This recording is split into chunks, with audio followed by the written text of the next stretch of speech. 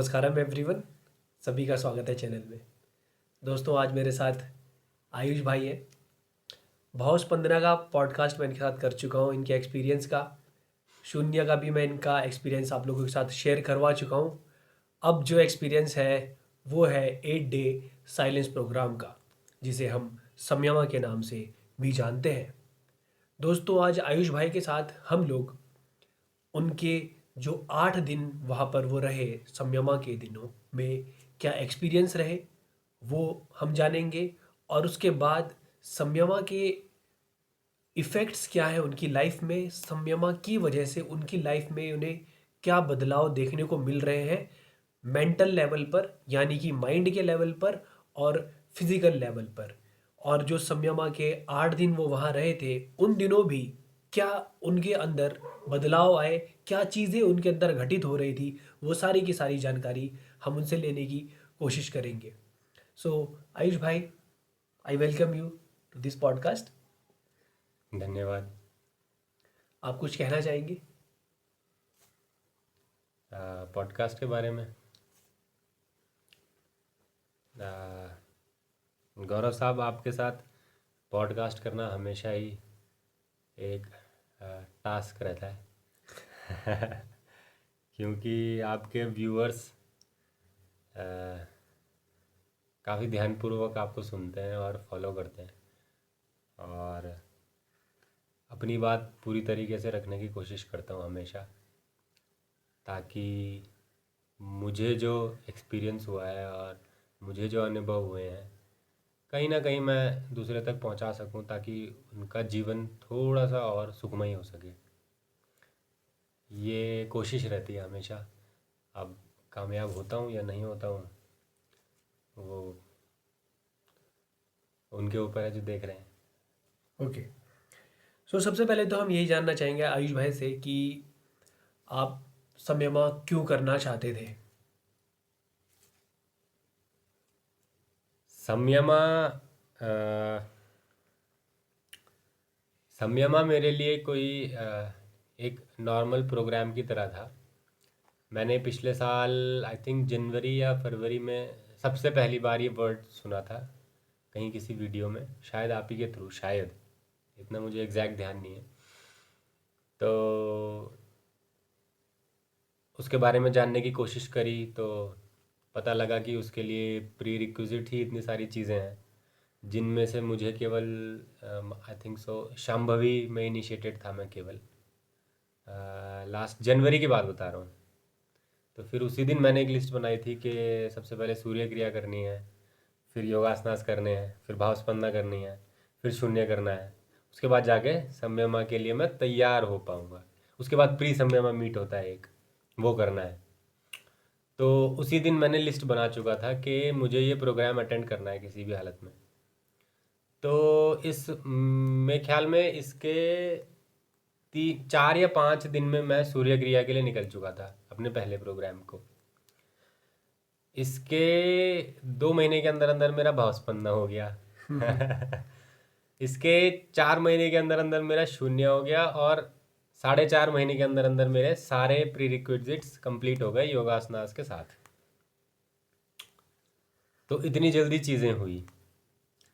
उसके बाद जो डिटर्मिनेशन था संयमा के लिए, बस मैं उसको उस वो जो चीज़ है जिसके बारे में मैंने 2-3 वीडियोस में सुना, और 2-3 लोगों के एक्सपीरियंस भी शेयर कर रखे हैं जिन्होंने यूट्यूब में, उनका भी धन्यवाद कि वो आए यूट्यूब के माध्यम से हमारे तक, तो हमें पता चल पाया कि संयमा भी कोई चीज़ है। पूरी तरीके से तो कोई नहीं रख सकता अपने आप को यूट्यूब पे भी, बट आइडिया लग गया हम लोग को कि क्या क्या कोई ऐसी चीज़ एग्जिस्ट करती है। उनके एक्सपीरियंसेस थे, फिर उनकी प्री रिक्विजिट्स कैसे कंप्लीट करे उन्होंने, फिर उनके एक्सपीरियंसेस देखे मैंने। आधे आधे घंटे, 1.5-1.5 घंटे के वीडियोस थे, तो 2 से 3 देखे मैंने। एक मेरे ख्याल में फॉरेन के थे, 2 इंडियन थे। तो उनसे काफ़ी मदद मिली, और फिर जाके प्री संयमा मीट हुआ चंडीगढ़ में, जो कि आपने मैंने साथ अटेंड किया था सितंबर में। तो उसके बाद प्रैक्टिस चालू रही, चालू रही, चालू रही, चालू रही, और बस मुझे टेस्ट करना था संयमा को कि एक्चुअल में वो क्या है। और मैं मतलब जो भी चीज़ अवेलेबल है मेरे मेरे लिए इस युग में, उसको टेस्ट करना चाह रहा था कि अगर मेरे पास वो चीज़ है और मैं उसको एक्सेस कर सकता हूँ, और मैं ना करूँ तो ये वर्थ इट नहीं होगा उस चीज़ के लिए मेरे हिसाब से, जो कि हो सकती है लेकिन मैं करूँ ना, और जो अच्छी पॉसिबिलिटी है इस लाइफ में। तो केवल मेरा मोटिव ये था समयमा करने का कि बस मुझे टेस्ट करनी थी वो चीज़। और उसके लिए मैं पिछले साल जनवरी में मैंने सोचा था, और पिछले साल दिसंबर में मैंने समयमा कंप्लीट हो गया। कंप्लीट। Very good. सो जैसे कि आप लोगों को मैं पहले ही बता चुका हूँ कि आयुष भाई और मेरा समयमा एक ही साथ हुआ था। और समयमा प्रोग्राम। समयमा प्रोग्राम हमारा एक ही साथ हुआ था। एंड ये जब आप लोग कर लेंगे उसके बाद शायद आपको पता चले कि हम लोग कहना क्या चाह रहे हैं। सो आयुष भाई, अब मैं आपसे उन 8 दिनों के बारे में जानना चाहूँगा कि वो 8 दिन जो वहाँ पर बिताए गए वो आपके लिए कैसे थे। शुरुआत के दिन से लेकर आखिरी दिन तक आपके अंदर क्या क्या चीज़ें घटित हुई, और जो भी आप यहाँ पे शेयर कर सकते हैं। और आपका माइंड आपके साथ किस तरीके से गेम खेल रहा था, और आपकी बॉडी किस तरीके से आपका साथ दे रही थी या नहीं दे रही थी, ये सारी चीज़ें आप हमें डिटेल में बताने की कृपा करें। माइंड मेरे साथ ज़्यादा इसलिए भी नहीं खेल पाता है क्योंकि जितने भी ईशा प्रोग्राम या कहीं भी इतने कोई सेमिनार अटेंड कर रहा हूँ मैं, या कहीं प्रेजेंटेशन देने, या कोई भी मेरे जॉब रिलेटेड हो या किसी भी फील्ड के रिलेटेड हो, मैं वहाँ ब्लैंक जाता हूँ। मतलब एक एक प्रोग्राम बना के नहीं जाता हूँ माइंड में कि ऐसा होगा तो ये होगा, ये होगा, ये होगा, ये होना चाहिए वहाँ, ये होगा तो मैं अच्छा फील करूँगा, ये हो जाएगा तो मेरे को बुरा लगेगा। ऐसा मेरे माइंड में नहीं चलता है। तो इसलिए वहाँ जाके मेरा माइंड मेरे साथ गेम नहीं खेल पाता। एक दूसरा, बॉडी अपने लेवल्स पे आपके साथ खेलती है। वो आपके कार्मिक स्ट्रक्चर, और ठीक है ऐसे भारी वर्ड्स यूज़ करना ज़रूरी नहीं है, वो आपने अपना पिछला जीवन कैसे जिया है उस पर डिपेंड करता है कि आप कितना स्टिल बॉडी स्टिल लेके बैठे हो, कितना टाइम बैठे हो, आपने कितना टाइम अपनी साधना में दिया है। जैसे हम लोग जब साधना करते थे तो मेरे ख्याल में 3 4 4 घंटे इन स्ट्रेच 4 घंटे बिता के हमने साधना की है। उसके बाद सुख क्रिया, एक एक आध घंटे की सुख क्रिया वो होती थी उसके अलग, और उसके अलग फूड हैबिट्स वगैरह वगैरह वगैरह वगैरह। तो जब आप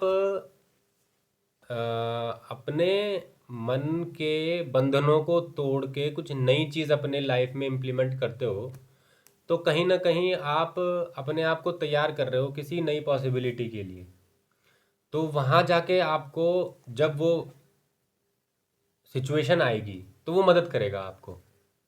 जो आपने अपने बॉन्डेजेस तोड़े हैं वो वहाँ आपको मदद करेगा जहाँ उसको आपको उसकी ज़रूरत है।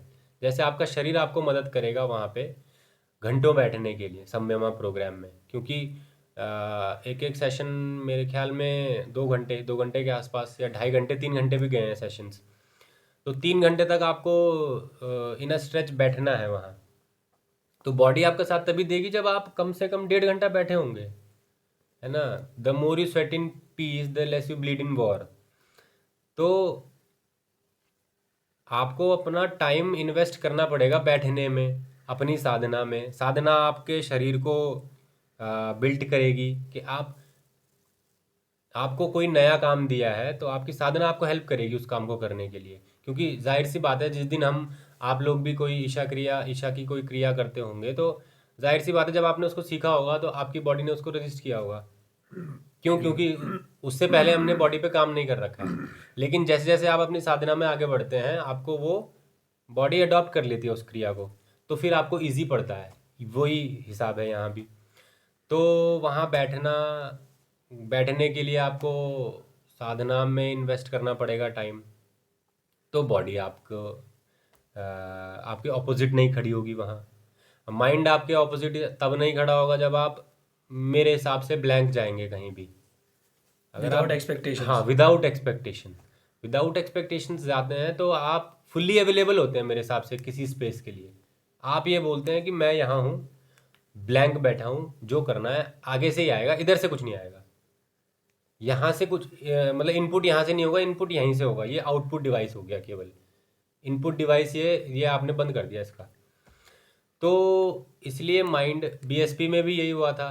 बहुत सारी क्रियाएं ऐसी थी जहाँ पे माइंड बोल रहा था, माइंड तो अपना काम करता रहेगा, माइंड बोलता था कि बस ये पॉइंट है, अब नहीं नहीं मैं कंटिन्यू नहीं कर सकता इस क्रिया को, अब नहीं कर सकता, मेरी बॉडी अब टूट जाएगी, अब ये पैर उखड़ के गिर जाएगा कहीं।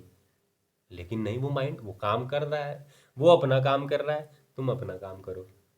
क्या है ज़रूरी? वो क्रिया। तो आप क्रिया करो, माइंड को अपना काम करने दो।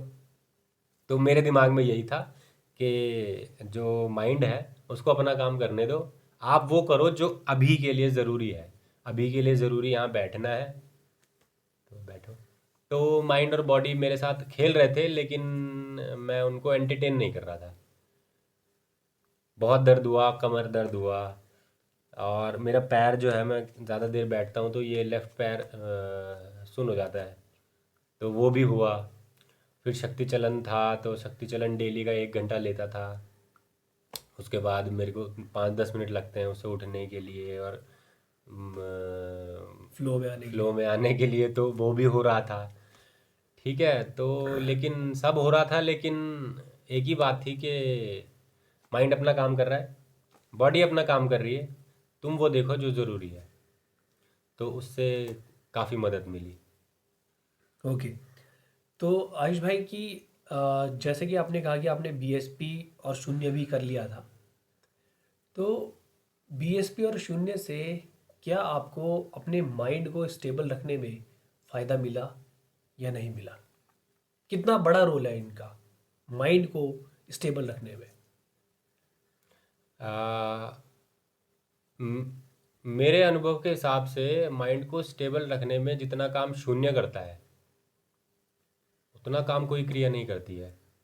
शून्य से, जब से मैंने शून्य किया है, मेरा माइंड अलग तरीके से, अलग डायमेंशन में बिहेव कर रहा है।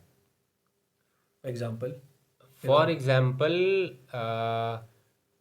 जब भी कोई बॉन्डेजेस तोड़ने की बात आती है, हमें क्या होता है, देखो माइंड का एक पैटर्न है। माइंड में एक थॉट आया, और बॉडी बॉडी आउटपुट डिवाइस है। माइंड को केवल इंस्ट्रक्शन देना होता है, और बॉडी को उसको क्रिया में तब्दील करना होता है। अब इन दोनों के बीच में जब तक आप नहीं हो, तब तक ये दोनों अपना काम करते रहेंगे। इन दोनों के बीच में जब तक आप नहीं हो, मतलब कॉन्शियसनेस नहीं है, आप कॉन्शियसली परफॉर्म नहीं कर रहे हो किसी एक्शन को, अगर आप कुछ भी नहीं कर रहे हो तब भी ये दोनों अपना काम करते रहेंगे, जो कि 99% लोगों की ज़िंदगी में कर रहे होंगे आज की डेट में। कि हम कॉन्शियस नहीं है, लेकिन क्या हो रहा है, माइंड में कुछ थॉट उठा और उसको तुरंत एक्शन में कन्वर्ट कर दिया। शून्य के बाद क्या हुआ है, इन दोनों के बीच में, माइंड और बॉडी के बीच में कॉन्शियसनेस एक जनरेट होना चालू हुई थी मेरी। उसका शुरुआत हुआ था शून्य के बाद से। तो क्या हुआ कि मुझे पता चल रहा है कि मेरे को माइंड में कौन से थॉट को प्रायोरिटी देनी है, कौन से थॉट को एक्शन में कन्वर्ट करना है। तो शून्य से वो स्टार्ट हुआ था मेरा। तो सबसे पहले माइंड पे काम करने का मतलब यही है मेरे हिसाब से, कि माइंड पे काम करने का मतलब ये है कि आपको ये पता होना चाहिए कि कौन से एक्शन परफॉर्म करने हैं, कौन से इंस्ट्रक्शंस लेने हैं माइंड से, कौन से नहीं लेने हैं। क्योंकि माइंड का काम होता है खेलना केवल। माइंड अस्थिरता की मिसाल है माइंड। ठीक है, कभी भी वो स्थिर नहीं हो सकता किसी भी पॉइंट पे। आप स्थिर तभी हो सकते हैं जब आप माइंड के ऊपर फुल्ली आप काबू पा चुके हैं, तब आप स्थिर हो सकते हैं, वरना अस्थिरता माइंड की क्वालिटी है।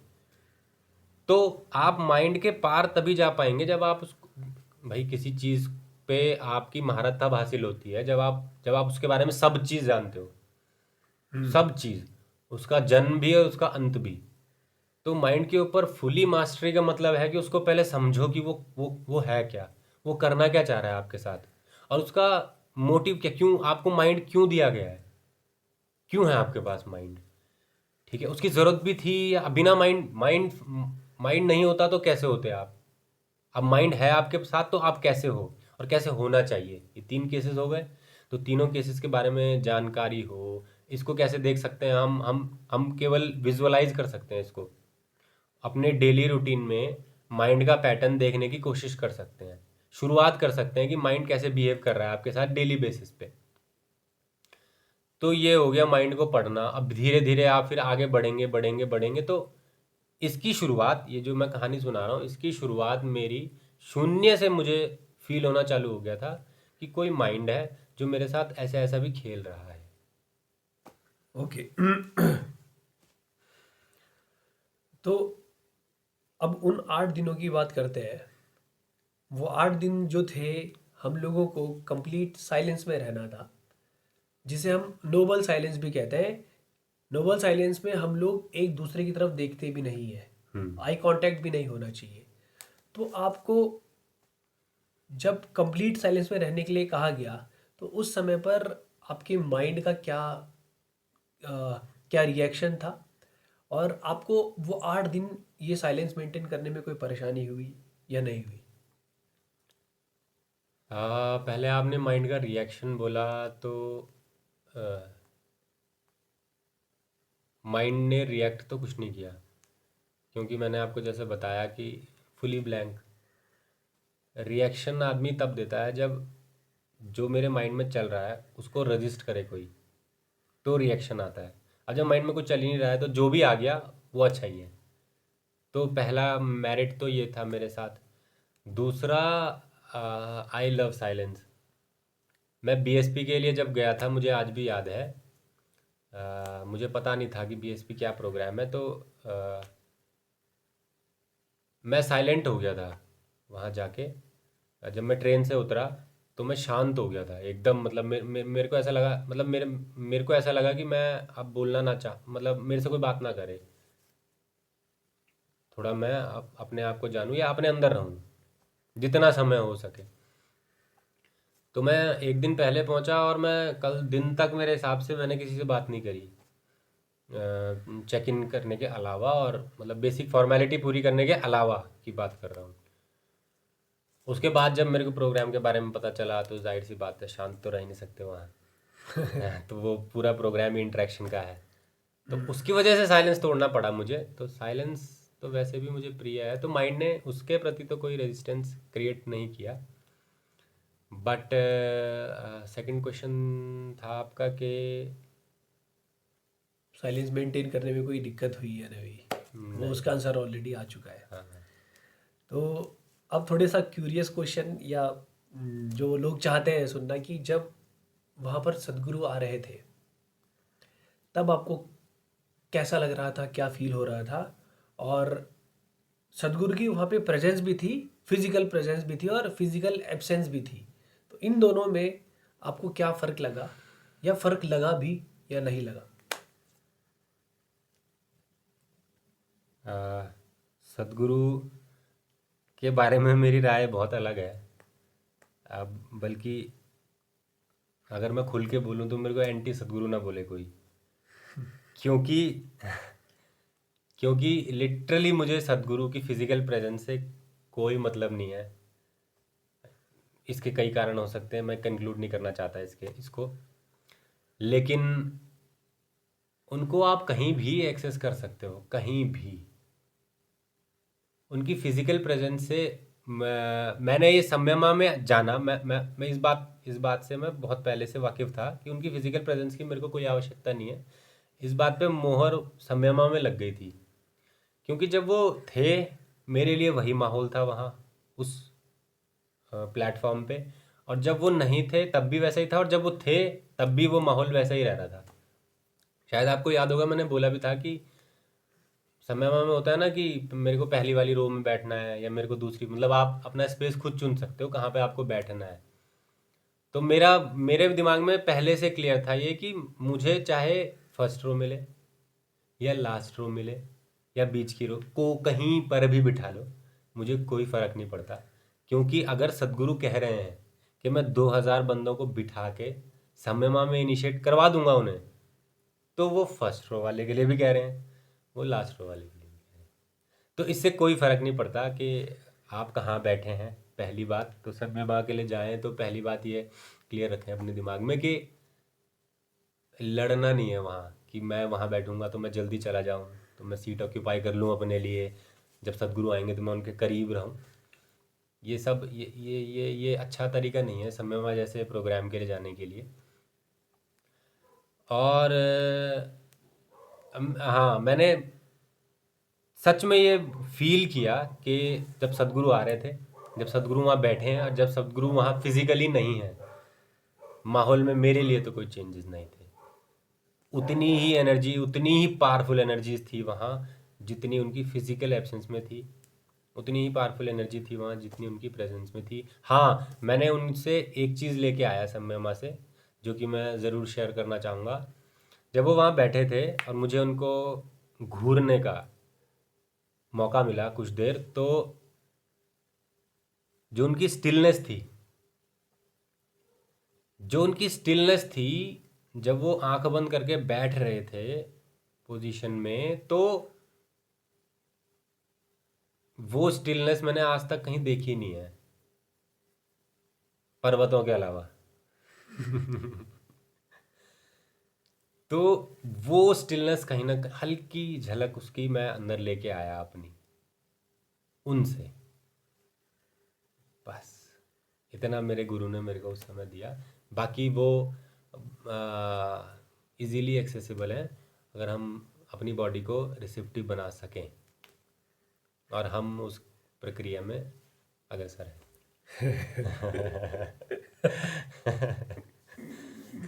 इसीलिए मैं आयुष भाई के साथ पॉडकास्ट करता हूँ। सो नेक्स्ट क्वेश्चन, मैं आपको एक चीज़ बताना चाहूँगा कि हमें वहाँ पर सदगुरु से क्वेश्चन पूछने का मौका मिला था। तो मेरे तो सारे क्वेश्चन डिज़ोल्व हो चुके हैं और मैंने तो कोई क्वेश्चन लिख कर नहीं दिया था, लेकिन आयुष भाई ने क्वेश्चन लिख कर दिया था और किस्मत से इनका क्वेश्चन सदगुरु तक पहुंच गया। तो आयुष भाई, आपको कैसा लगा था कि जब जब आपने जब आपने क्वेश्चन उनसे पूछा था, और आपने क्या एक्सपेक्ट किया था कि आपका नंबर, आपका सवाल उन तक पहुंच जाएगा? पहले मैं आपको वो पूरा सीन एक्सप्लेन कर दूं कि आपके मन में ये क्यों आया कि कि मैं क्वेश्चन पूछूं? हाँ, तो पहले तो ऐसा हुआ कि उन्होंने अनाउंसमेंट्स की कि सदगुरु अगले सेशन में आने वाले हैं, तो आपके कोई भी प्रश्न हो तो आप बोलना तो मना था, तो आप यहाँ से शांतिपूर्वक पेन और एक पैम्फलेट दिया उन्होंने, उस पर लिख के आप पर्ची डाल के छोड़ सकते हैं 2000 लोगों की भीड़ में। तो 7-8 क्वेश्चन पूछे गए थे, तो वो नामुमकिन सा है लगभग। तो सबसे पहले जब मैंने ये सुना तो मैंने कहा हाँ, क्वेश्चन क्वेश्चन क्या होता, क्या है क्वेश्चन, पूछना ही क्यों है।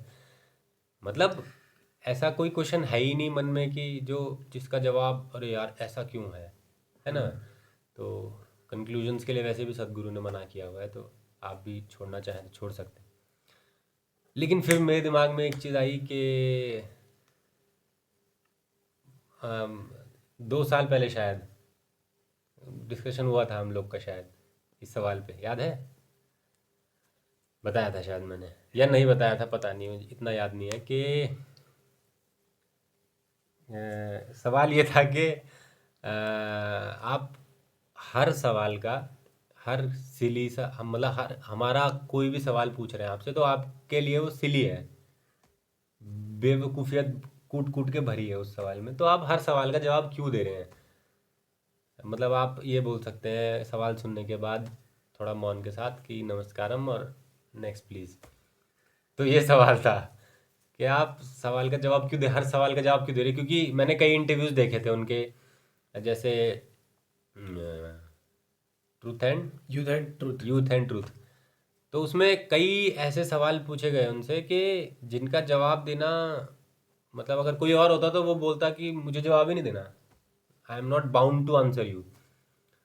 मतलब वो है ना, मतलब बोल सकता है आदमी कि मुझे जवाब ही नहीं देना आपको, लेकिन वो हर सवाल का जवाब देते हैं। तो मुझे उनसे यही पूछना था कि क्यों। तो अब मैं तो ऐसे बैठा था वहां पे कि मेरा सवाल थोड़ी आएगा, है ना? कैसे आ जाएगा इतनी भीड़ में? तो मतलब ये कंडीशन है मेरे माइंड की कि मेरा माइंड मेरे साथ ऐसी चीजों में बिल्कुल नहीं खेल सकता, बिल्कुल नहीं।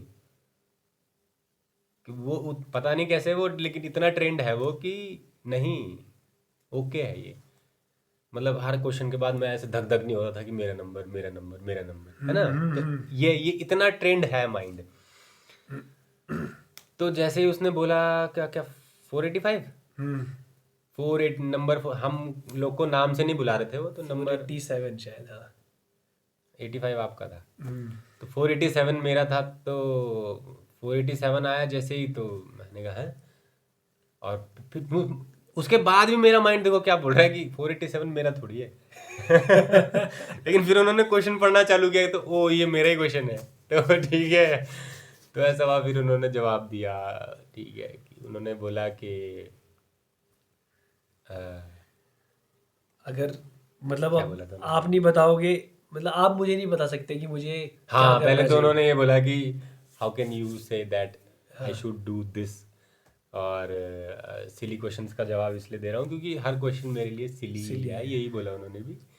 कि मैं एक्सपेक्ट ही नहीं कर रहा हूँ तुमसे अच्छा क्वेश्चन। अच्छा क्वेश्चन, यस। मैं एक्सपेक्ट ही नहीं कर सकता किसी जनता से कि वो अच्छा। अच्छा क्वेश्चन पूछे, तो मेरी एक्सपेक्टेशंस पे आप खरे उतर रहे हैं अभी। ये बोला था उन्होंने। तो इसलिए मैं हर क्वेश्चन का जवाब देता हूँ क्योंकि अभी तक अच्छा क्वेश्चन नहीं आया है। ऐसा कुछ बोलने की कोशिश की थी उन्होंने। ओके। तो हाँ, बस ये था। सो आप लोग भी अगर कभी सदगुरु से कोई सवाल पूछना चाहें तो आपका सवाल भी, मैक्सिमम चांस हो सकता है कि आपका सवाल भी सिली ही हो। ओके। सो नेक्स्ट चीज़ मैं आयुष भाई से पूछना चाहूँगा कि समयमा के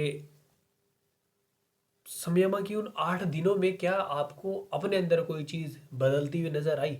उन 8 दिनों के अंदर आपने कुछ बदलाव महसूस किया? हाँ, एक लाइफ ट्रांसफॉर्मिंग बदलाव था, जो एक ही बदलाव था और उसने पलट दी दुनिया। और वो बदलाव ये था कि जिस दिन हमारा समयमा इनिशिएशन डे था, हम्म। तो जैसे शांभवी है, तो जिस दिन शांभवी इनिशिएशन होता है तो हमें पहले सुख क्रिया करवाते हैं, फिर 2-3 क्रियाएं देते हैं स्टेप बाय स्टेप, तो उन्हें करना होता है हमें। तो प्री प्लान तो नहीं था मेरे माइंड में कि ऐसा ऐसा कुछ होगा या ऐसा कुछ होगा, बट मुझे ये था कि हाँ कुछ तो करेंगे, समय माँ है तो कुछ तो करवाएंगे, जिसको प्रैक्टिस करना है हमने daily basis rest of the life. तो जिस दिन समय माँ इनिशिएशन डे था, तो समय में इनिशिएट हुए हम। तो ठीक है, हाँ, फिर तो समय माँ करना शुरू किया हमने जब, तो माइंड में हुआ हाँ ये तो बहुत आसान है, ये तो करना है, अरे वाह मैं तो बहुत अच्छे से कर रहा हूँ, अच्छे से हो रहा है, ये वो सब हो रहा है, हो रहा है, हो रहा है, हो रहा है, हो रहा है। मेरे ख्याल में 15-20 मिनट किया था शायद पहली बारी। तो समय में किया, फिर उसको उठ के आए, फिर मेरे ख्याल में लंच टाइम हुआ, शून्य किया और लंच टाइम हुआ। तो लंच टाइम में मैंने अपने 30-31 साल की उम्र में पहली बार, जब मैं लंच करने बैठा शून्य के बाद और शून्य के टाइम पे भी, एक हल्ला महसूस करा अपने अंदर। जैसे होता नहीं है,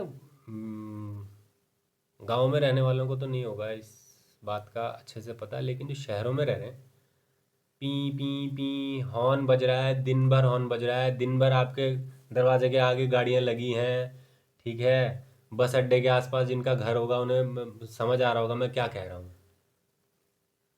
ऐसा हल्ला चल रहा है, और कब से, कोई आइडिया नहीं है मुझे। अब मतलब मैं ऐसे, प्लेट मेरे हाथ में है, लंच प्लेट, और चेयर के ऊपर मैं बैठा था शायद, हाँ, और मैं रोने लगा वो हल्ला सुन के। सबसे पहले तो मेरे को ये लगा कि मैं इस हल्ले में कब से था, कितनी उम्र बीत गई मेरी, और मतलब मेरे को क्या क्या करना पड़ा। जनवरी से मैं लगा हूँ, पहले सूर्य क्रिया करी, फिर योगासनास, बीएसपी, शून्य। शून्य, उसके बाद शक्ति चलन, सूर्य क्रिया, सूर्य शक्ति, और फिर इतनी इंटेंस साधना, प्रेपरेशन, और उसके बाद 8 दिन अपना मतलब पूरा बिजी शेड्यूल, लाइफ के शेड्यूल से आप नॉर्थ इंडिया से साउथ इंडिया ट्रैवल करके जा रहे हो इस हल्ले को सुनने के लिए। ये चीज चली मेरे दिमाग में कि इतना सब कुछ करना पड़ गया मुझे अपने ही अंदर देखने के लिए। मतलब हम इतना टाइम नहीं है हमारे पास कि हम अपने अंदर का हल्ला भी सुन सकें। उसको मिटाना तो बहुत दूर की बात है, अपने अंदर छुपी कमियों को हटाना दूर की बात है, हम देखने को तैयार नहीं है कि चल क्या रहा है अंदर। इतने बिजी हो चुके हैं हम अपने शेड्यूल में, अपने पैसे पे, अपने घरों में, अपने कपड़ों में, अपने लुक्स पे, और क्या क्या क्या क्या नाम, मतलब गिन लो अपने अपने नाम। इतने बिजी हो चुके हैं हम इन सब चीजों में कि हमें अपने अंदर देखने का टाइम ही नहीं है। ये चीजें चल रही हैं और प्लेट मेरे हाथ में है और आंखों में आंसू हैं और मैं हल्ला सुन रहा हूँ, हल्ला सुन रहा हूँ, हल्ला सुन रहा हूँ, हल्ला सुन रहा हूँ। एक थॉट के बाद दूसरा थॉट, तीसरा थॉट। इससे पहले भी थॉट आए हैं शून्य में, जब हम बैठते थे तो थॉट प्रोसेस चलता रहता था। लेकिन उस दिन पता नहीं क्या हुआ, वो हल्ला सा लगा मुझे कि इन चीज़ों की ज़रूरत भी है इस समय जो चल रहा है दिमाग में। ये तो ज़रूरत ही नहीं है। मतलब अभी मुझे खाना खाना है तो कम से कम थॉटलेसनेस स्टेट ना हो, कम से कम इसके थॉट हो जो मैं करने जा रहा हूँ काम। कम से कम ये थॉट तो हो। ये तो पता नहीं कहाँ कहाँ जा रहा है, ना जाने कहाँ है इस समय, मुझे पता ही नहीं है। मैं बैठा हूँ यहाँ, थॉट प्रोसेस चल रहा है वहाँ कि जॉब, नौकरी, माँ पिताजी। फिर मुझे लगा कि जो मैं वहाँ अंदर हंस रहा था ना, इतना आसान समय पे कि तो बहुत आसान क्रिया है यार, मुझे तो लगा तो बहुत कठिन होगा कुछ, कि कैसे हो पाएगा। होता नहीं है, जब हम योगासनास करते हैं तो कितना मुश्किल होता है, हफ्ता 10 दिन तो बॉडी पेन ही नहीं जाता। मैंने कहा तो बहुत ईजी है। तब मुझे पता लगा कि वो ईजीनेस जो थी, अब वो कितना डीप लेवल पे पहुंचाया उसने हमारी कॉन्शियसनेस को। ये कॉन्शियसनेस ही तो है जिसने उस हल्ले से मिलवाया, है ना। तो कॉन्शियसनेस आपकी जितनी अंदर तक जाती रहेगी, आपके कोर को छुएगी, तो आप जो कोर पे मैल मैल हटेगा तभी कॉन्शियसनेस अंदर जा पाएगी। तो वो जो धूल हटाई ना सदगुरु ने उस दिन, इनिशिएशन वाले दिन ही। सम्यमा मुझे नहीं लगता कि कोई प्रोग्राम है, सम्यमा एक स्टेट है। सम्यमा शादी की तरह है। शादी एक दिन पे होती है, अब दुनिया के लिए वो हो गई, शादी हो गई जी आज। लेकिन जिसकी हुई है उसके लिए शादी शुरू हुई है उस दिन से, ठीक है। अब उसको निभाना है लाइफ टाइम, जब तक वो मरते नहीं है तब तक शादी है वो। तो सम्यमा इज लाइक शादी, एक इक्विवेलेंट मान सकते हैं उसको कि भाई सम्यमा प्रोग्राम तो हो गया, लेकिन वो स्टेट है जो उस तक आते आते, अब बोल रहे थे ना सदगुरु कि आपको एक दिन भी लग सकता है, 1 घंटा भी लग सकता है, और 10 साल भी लग सकते हैं, 40 साल भी लग सकते हैं। तो ये था मेरा फर्स्ट एक्सपीरियंस सम्यमा के दौरान, कि वाह। हल्ले से पहचान हुई उस दिन कि अंदर चल क्या रहा है। वाह। So this is overwhelming for me also. अब आयुष भाई, समयमा कंप्लीट होने के बाद जब हमारा साइलेंस टूटा, हम्म। और तब आपकी मेंटल स्टेट क्या थी? और धीरे धीरे जब हम उस जगह से बाहर भी आए और अब वापस वापस उसी दुनिया में आए जहाँ पर हम रहते हैं, जहाँ पर हम काम करते हैं, तो आपकी क्या मनोदशा थी, वो आप बताने का कष्ट करें। वो 15 दिन तो बहुत हार्ड थे जीने। पहले बात करते हैं, जैसे सवाल के हिसाब से चलते हैं। जब साइलेंस टूटा तो पहले तो हम लोग मिले, 3-4 लोग इकट्ठा हुए जो जान पहचान वाले थे। तो उनसे कम से कम आधा घंटा इतनी बातें हो गई कि वो साइलेंस जो 8 दिन का वो जो अंदर भरा था वो निकालना तो जाहिर सी बात है। तो निकला वो अच्छे से। हम्म। और संयमा ने जो हमारे, एक होता है ना कंप्यूटर हो गया, हमारा मोबाइल हो गया, तो वो प्रोग्राम्ड है, उसमें एक प्रोग्राम रन कर रहा है और उसके हिसाब से वो चलेगा। मतलब आप विंडोज़ में आप ए प्रेस करेंगे तो ए टाइप होगा, एस प्रेस करेंगे तो एस टाइप होगा। ये प्रोग्राम है, प्रोग्राम्ड है ये चीज़। तो ऐसे ही हमारी लाइफ भी एक प्रोग्राम पे चल रही है, एक प्रोग्राम है जिसमें स्पिरिचुअलिटी में मेरे हिसाब से उसको कर्मा कह सकते हैं एक तरीके से। तो एक कार्मिक स्ट्रक्चर है, एक प्रोग्राम है, उसके हिसाब से हमारी लाइफ चल रही है। संयमा ने उस कार्मिक स्ट्रक्चर पे बहुत जोर का हथौड़ा मारा, तो उस पे क्रैक आया। अब प्रोग्राम ही करप्ट हो गया, तो जब आपका सिस्टम ही करप्ट हो गया तो पहले 15 दिन मुझे लगता है कि शरीर को, एक कॉन्शियसनेस को, माइंड को, जो भी लिखता होगा प्रोग्राम, उसको प्रोग्राम, नया प्रोग्राम बनाने में टाइम मतलब लगा। रिबूटिंग में टाइम लग गया उसको। तो 15 दिन तो हवा नहीं लगी कि ये क्या हो गया हमारे साथ, अब जीना कैसे है, अब करना तो करना। लिटरली ये सवाल थे, लिटरली 15 दिन मैं इन सब चीज़ों से जूझता रहा कि अब करना क्या है। ये तो हो गया, हो गया, पढ़ाई चल रही है, पढ़ाई लगभग, इतनी पढ़ाई कौन कर रहा, पढ़ाई भी हो गई, अब जॉब भी है, ठीक है, जॉब भी हो जाएगी, अच्छी जॉब मिल जाएगी, लेकिन ठीक सब हो, अब करना क्या है लेकिन। तो अभी क्या करूं मैं अभी। तो ये चला 15 दिन। फिर 15 दिन के बाद थोड़ा थोड़ा लाइफ ट्रैक पे आने लगी कि हाँ, इतना नहीं सोचना, ठीक है, माइंड को गेम नहीं खेलने देने ज़्यादा। तो फिर लाइफ थोड़ा ट्रैक पे आने लगी कि यहाँ जिस जिस वजह से हम हैं आज, जिस पोजीशन में मैं खड़ा हूँ, वो है, वो अगर 100% होता है कुछ, तो 100 का 100% मैं साधना को देना चाहूँगा। मैं जहाँ भी हूँ अपनी साधना की वजह से हूँ, तो पहले उसको स्टार्ट करता हूँ, क्योंकि 15 दिन तो कुछ नहीं हुआ, कुछ भी नहीं, लिटरली कुछ नहीं हुआ। तो साधना से शुरू करा, साधना धीरे धीरे साधना शुरू करी, तो फिर थोड़ा लाइफ ट्रैक पे आने लगी। सूर्य क्रिया स्टार्ट किया, स्टार्ट में हमेशा सूर्य क्रिया से ही करता हूँ, मेरा बेस्ट साधना है वो। और फिर योगासनास पे आए, फिर धीरे धीरे लाइफ ट्रैक पे आने लगी, क्योंकि मेरे हिसाब से वो जो प्रोग्रामिंग थी, वो जो वो जो डिस्ट्रॉय हो चुका था वहाँ, उसको नया लिखने में टाइम लग गया। मेरे हिसाब से मैंने एक कॉन्सेप्ट क्रिएट करा अपने माइंड में कि ऐसा हो सकता है कि ऐसा हो रहा हो हमारे साथ, इसलिए ये हो रहा हो।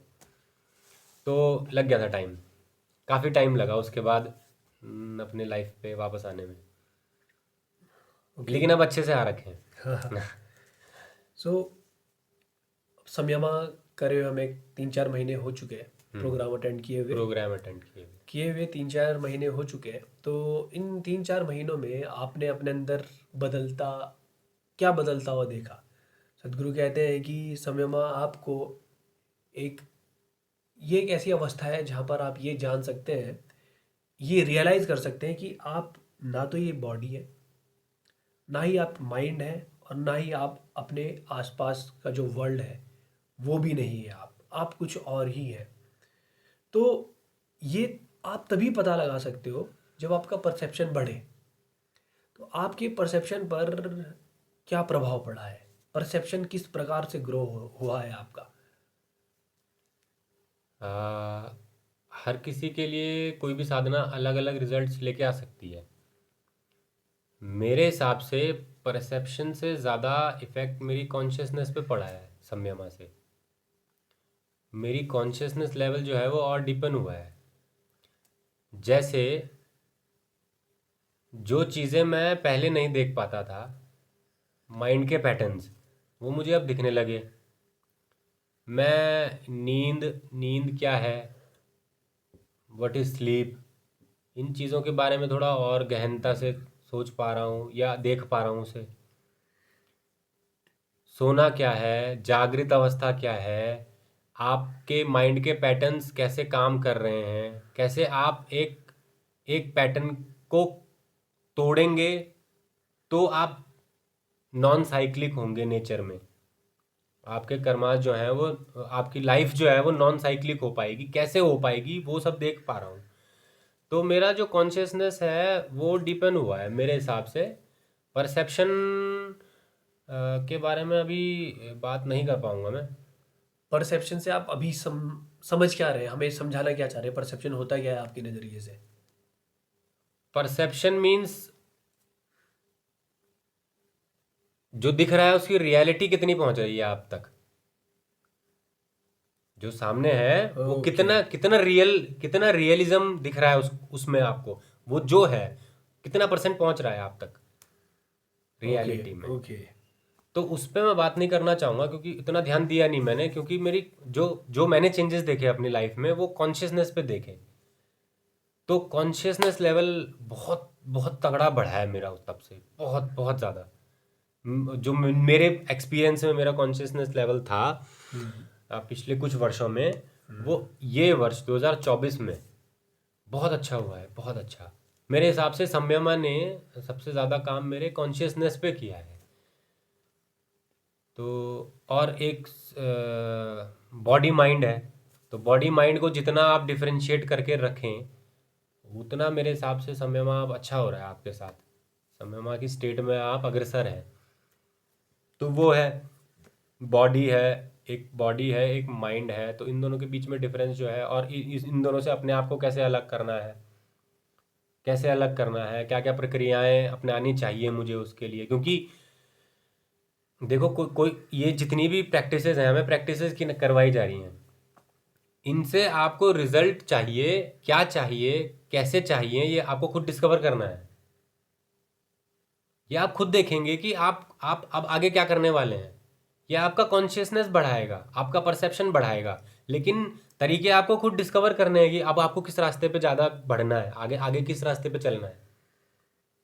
जैसे मैं केवल ये परसीव कर रहा हूँ इस समय, केवल ये देख रहा हूँ कि मेरे साथ जो अंदर से हो रहा है, मैं कितना अंदर रह सकूँ। बाहर कम रहूं, अंदर ज़्यादा रहूं, मैं ये रहने की कोशिश कर रहा हूं, और लगभग सफल हूं अभी तक। तो आप बाकी लोगों को क्या सजेस्ट करना चाहेंगे? उन्हें समयमा करना चाहिए या किन लोगों को इस प्रोग्राम तक जाना चाहिए? अब ये कहना कैसे परसीव करेंगे आप इस बात को, ये नहीं मैं जानता, बट ये कहना ज़रूरी है कि संयमा, अगर आप केवल ईशा क्रिया करते हैं तो आपको संयमा की ज़रूरत नहीं है। केवल एक ईशा क्रिया ही आपको बॉडी माइंड से अलग कर सकता है, अगर आप उसको फुल्ली डेडिकेटेडली कर रहे हैं,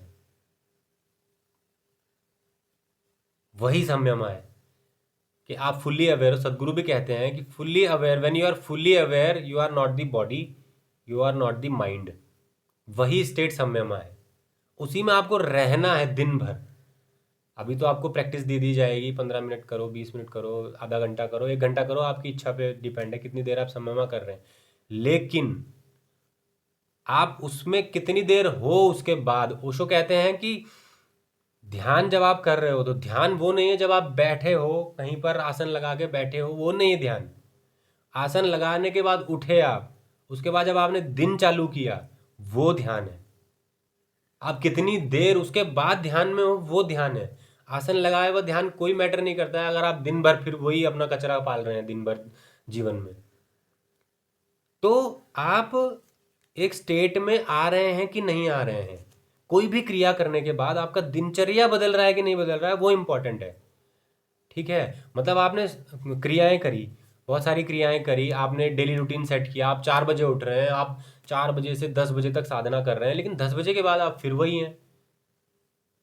साल हो गया, 6 महीना हो गया आपको साधना करते हुए, डाई हार्ड साधना करना है, आप बहुत बहुत भयंकर साधना कर रहे हैं, लेकिन आपकी दिनचर्या नहीं बदल रही है, तो उसका कोई फायदा नहीं है उस साधना का। तो वो साधना ईशा क्रिया से भी आ सकती है आपको, कि बॉडी और माइंड के बीच में जब आपको डिफरेंस पता लग जाएगा, वो ईशा क्रिया भी कर सकती है आपके साथ, लेकिन अब वही है, आप कितने रिसेप्टिव हैं कोई भी क्रिया के, कितनी आपकी बॉडी पे आपने काम कर रखा है, कितने आपके माइंड पे आपने काम कर रखा है, इन चीज़ों पे डिपेंड करती हैं ये चीज़ें। तो अगर आपको लगता है कि छोटी मोटी क्रियाएं ही जो कि बहुत पावरफुल हैं, लिटरली बहुत पावरफुल हैं, ऐसा नहीं है कि ईशा क्रिया ऑनलाइन अवेलेबल है, फ्री में मिल रही है तो बहुत छोटी क्रिया है, नहीं, वो भी बहुत पावरफुल क्रिया है। लेकिन अब वो आपके ऊपर काम कर रही है तो अच्छी बात है, नहीं है तो आप आगे बढ़िए, सूर्य क्रिया की तरफ जाइए, और जो आपकी बॉडी पे बहुत अच्छा काम करती है, बहुत अच्छा काम करती है सूर्य क्रिया आपकी बॉडी पे। फिर योगासनास पे जाइए जो आपकी कॉन्शियसनेस लेवल बढ़ाएगा, आपको जॉयफुल ब्लिसफुल बनाएगा लाइफ में। ठीक है, फिर आप शून्य की तरफ जा सकते हैं जो आपके माइंड पे बहुत अच्छे से वर्क करता है। आप बीएसपी कर सकते हैं, आपके कार्मिक स्ट्रक्चर तोड़ेगा वो। तो ऐसे ऐसे करके आगे बढ़ सकते हैं। और फिर आप संयमा टेस्ट करना है तो अब इस जीवन काल में आपको संयमा मिल रहा है ना, थाली में परोसा हुआ, तो ये बहुत बड़ी बात है। हम शून्य वाले इंटरव्यू में भी ये बात कर चुके हैं कि ये छोटी छोटी क्रियाएं जो हमें मुफ्त में, मुफ्त ही बोलूँगा मैं, 3-4 हज़ार कोई बहुत बड़ी बात नहीं होती। छोटी छोटी क्रियाएं जो हमें मिल रही है ना, इसके लिए बहुत मेहनत लगती थी पहले। पहले शिष्य बनना पड़ता था, गुरु गुरु बनाना पड़ता था किसी को, उसके उनके सानिध्य में पहले 5-6 साल तो वो यही वो करते थे कि भैया पानी लेके आओ वहाँ से और वो बंटा वहाँ धर दो और दिन भर यहाँ बैठे रहो, और यही दिनचर्या है 6 साल तक। ठीक है, उसके बाद दूसरा काम देंगे, और दूसरा काम क्या होता होगा कि ये बंटा वहाँ रखना है अगले 6 साल तक। तो ऐसे ऐसे शुरुआत होती थी, और अब हमें 3,000 रुपये में बोल रहे हैं कि चलो जी, इतनी पावरफुल क्रिया शांभवी महामुद्रा। इन सब क्रियाओं के बारे में बात करने का ना, मतलब ये प्लेटफॉर्म भी नहीं है, लेकिन अब क्या करें, ये रीच यही है तो क्या कर सकते हैं। ये नहीं है, ये सब बातें करने के ना हम लायक हैं ना आप सुनने लायक हैं, लेकिन ऑप्शन नहीं है। तो ठीक है, जैसा चल रहा है अच्छा है। ओके।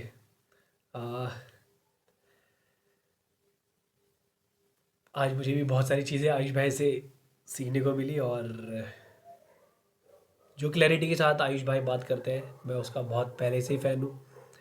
आई होप कि आपको भी बहुत सारी चीज़ें यहाँ से क्लियर हुई होंगी, और जो भी हमने बातें करी हैं ये हमारे परसेप्शन लेवल पर हमने जो भी सीखा है उसके अकॉर्डिंग यहाँ पर बातें रखी गई है। ऑफिशियली कोई भी बात नहीं करी गई है, और आप इसको एक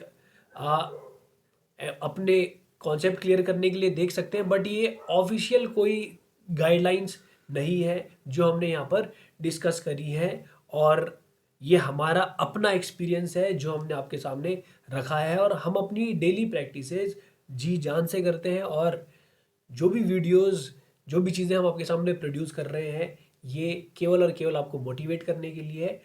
जो इंस्ट्रक्शंस आपको सदगुरु के द्वारा दिए गए आपको केवल उन्हें फॉलो करना है।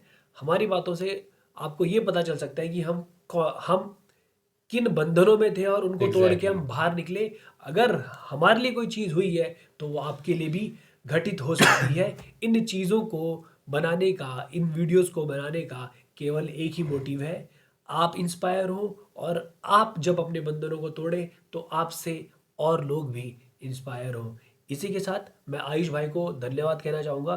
थैंक यू सो मच, आपने टाइम दिया और इतने बढ़िया तरीके से आपने अपने एक्सपीरियंस को हमारे सामने रखा, एंड आई होप कि ऑडियंस को भी अच्छा लगा हो। आप अगर कोई डाउट हो तो प्लीज़ कमेंट सेक्शन में कमेंट कर सकते हैं, और मुझसे इंस्टाग्राम पे आप डायरेक्टली भी बात कर सकते हैं। मिलेंगे आपसे अगली वीडियो में, तब तक के लिए नमस्कारम, धन्यवाद।